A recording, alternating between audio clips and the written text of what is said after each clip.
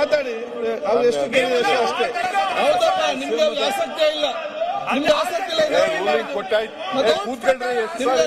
ಆಸಕ್ತಿ ಇರುವುದಿಲ್ಲ. Rules rules ಪ್ರಕಾರ ಇದೆ, ರೂಲ್ಸ್ ಪ್ರಕಾರ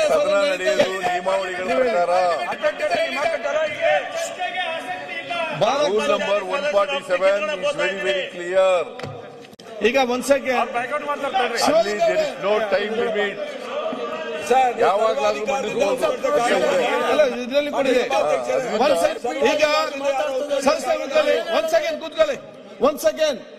ಒಂದ್ ಸೆಕೆಂಡ್ ಮಾತಾಡ್ತೀನಿ. ಈಗ ಸುನೀಲ್ ಅವರು ಒಂದು ಪ್ರಶ್ನೆ ಎತ್ತಿದ್ರು. ನಿಮ್ಮ 147 ನಿಯಮ ಇದರಲ್ಲಿ ಸ್ಪಷ್ಟವಾಗಿ ಮೆನ್ಷನ್ ಮಾಡಲಿಲ್ಲ. ಅದು procedure and practice of parliament ಅಂತ ಅದರಲ್ಲಿ ವಿಚಾರಗಳು ಇದೆ ಅಂತೇಳಿ ಅಲ್ಲಿ ಬಹಳ ಸ್ಪಷ್ಟವಾಗಿದೆ. There is no particular period of notice for moving a statutory resolution and wait. There is no particular period of notice for moving a statutory resolution unless the period itself is prescribed in the particular article of the constitution or in the section of the statute under which it is tabled. ಈ book ಅವರಿಗೆ ತೋರಿಸಿ. ಅದ page book ಕಳಿಸ್ತೇನೆ, page number ಯಾಕೆ ಇದ್ದದನ್ನೆಲ್ಲ ಸುಮ್ಮನೆ ಹಿಡ್ಕೊಂಡು ಮಾತಾಡಿಕೊಂಡು ಅಂತ ಹೇಳಿದ್ರೆ ನೋಡಿ 149 ಟೈಮ್ ಮಾಡಿ. ಬೇಡ ಅಲ್ಲ, ಆಯ್ತಲ್ಲ, ರೂಲಿಂಗ್ ಕೊಟ್ಟಿದೆ ಮುಖ್ಯ. ಯುವರ್ ಪ್ರಿರಾಗೇಟಿವ್. ಜಯಚಂದ್ರ ಒಂದ್ ಸೆಕೆಂಡ್ ಹೇಳ್ತಾರೆ ಕೇಳಿ. ನಾನು ಜಯಚಂದ್ರ ಅವ್ರು ಹೇಳ್ತಾ ಇರೋದು ಅವ್ರಿಗೆ ಮಾತಾಡ್ಲಿಕ್ಕೆ ಅವಕಾಶ ಕೊಡಿ. ಅಲ್ಲಲ್ಲ, 149 ಇಸ್ ಅಪ್ಲಿಕೇಬಲ್ ಇಯರ್. ಆಮೇಲೆ ಅಧ್ಯಕ್ಷರೇ ಮುಂದುವರೆದು ಒಂದೇ ಸೆಕೆಂಡ್ ಅಲ್ಲಿ ನಾನು ಮಾತು ಮುಗಿಸ್ತೇನೆ.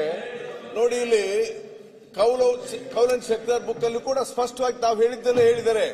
Government resolutions though no period of notice has been prescribe for the government resolutions in actual ಅದನ್ನೇ ನಾನು ಹೇಳ್ತಾ ಇರೋದು. There is no we are following this is a rules book ಕೌಲನ್ ಸೆಕ್ಟರ್.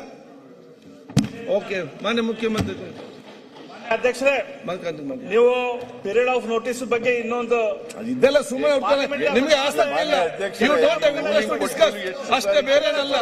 ಯು ಡೋಂಟ್, ನಿಮ್ಗೆ ಇಂಟ್ರೆಸ್ಟ್ ಇಲ್ವಾ ಭಯ ನಮ್ಗೆ ಗೊತ್ತಿಲ್ಲ, but you not doing, you don't have interest. ನೀವು ಮಾತಾಡಿ, ಕಿವಿಗೆಲ್ಲ ಇಯರ್ಫೋನ್ ಹಾಕಿ ಡಿಸ್ಕಸ್ ತಗೊಳ್ಳಿ. Not less than 15 days notice of ಆಯ್ತು, ನೀವು ಮಾತಾಡಿ, ಏನಿಲ್ಲ ಅದನ್ನು ಒಂದಕ್ಕೊಂದು ಹೇಳ್ತಾ ಇರ್ತಾರೆ. 147 is very, very clear. The date on 146 minister ಅಲ್ದೇದವರಿಗೆ, ಗೌರ್ಮೆಂಟ್ ಇಲ್ದೇದವರಿಗೆ, ಬೇರೆ ಮೆಂಬರ್ಗೆ 147 ಈಸ್ ವೆರಿ ಕ್ಲಿಯರ್.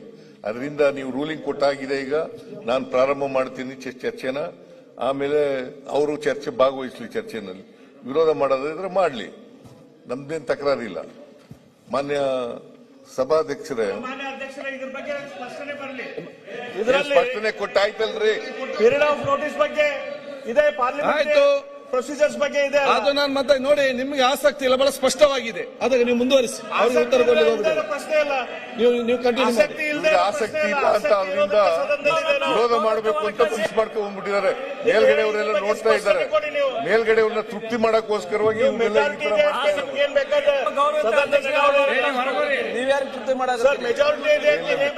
ಹೌದೌದು, ಏನ್ ಬೇಕಾದ್ರೂ ಮಾಡೋದಲ್ಲ, ನಿಯಮಾವಳಿಗಳ ಪ್ರಕಾರ ಮಾಡೋದು. ಏನ್ ಬೇಕಾದ್ರೂ ಮಾಡೋದಲ್ಲ, ಸರ್ಕಾರ ಇರೋದು ನಿಯಮಾವಳಿಗಳ ಪ್ರಕಾರ ಮಂಡಿಸಿದ ನಿರ್ಣಯ ಕ್ರಮಬದ್ಧವಾಗಿದೆ. ಅದಕ್ಕೆ ನಾನು ಮುಂದೆ ಅವಕಾಶ ಮಾಡಿಕೊಡ್ತೇನೆ, ಮುಂದುವರಿಸಿ. ಯಾವ ನಿಯಮದ ಪ್ರಕಾರ ಕ್ರಮಬದ್ಧವಾಗಿದೆ ಅದು ಮತ್ತೆ ಹೇಳ್ತೇನೆ, ನೀವು ನಿಯಮದ ಪ್ರಕಾರ ಇದೆ, ಕ್ರಮಬದ್ಧವಾಗಿದೆ. ಮುಖ್ಯಮಂತ್ರಿಗಳೇ,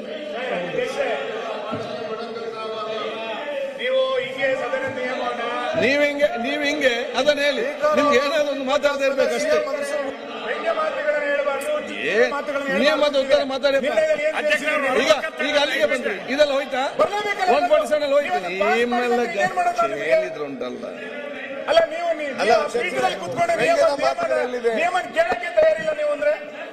ಮಾನ್ಯ ಅಧ್ಯಕ್ಷರೇ, ನೋಟಿಸಿನ ಅವಧಿ ಬಗ್ಗೆ ಸ್ಪಷ್ಟತೆ ಇದೆ. ಒಂದು ಇಲ್ಲದ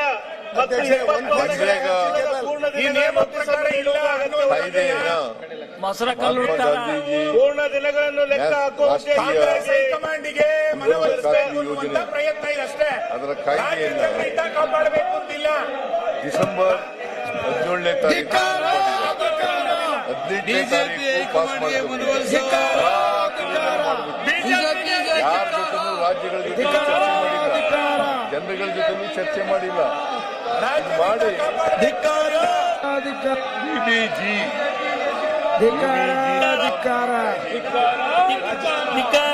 ಕೋಲ್ರೆಡ್ಡಿ ಅವರಿಗೆ ಇದರಿಂದ ಏನಾಗಿದೆ ಅಂತಂದ್ರೆ ಯಾರಿಗೋ ಹೈಕಮಾಂಡ್ಗೆ ಮನವೊಲಿಸಬೇಕು ಅನ್ನುವಂತ ನೀವು ಮಾತಾಡುವಾಗ್ಲೂ ನಾವು ಹಿಂಗೆ ಮಾಡ್ತೀವಿ, ಹೀಗೆ ಮಾಡ್ತೀವಿ.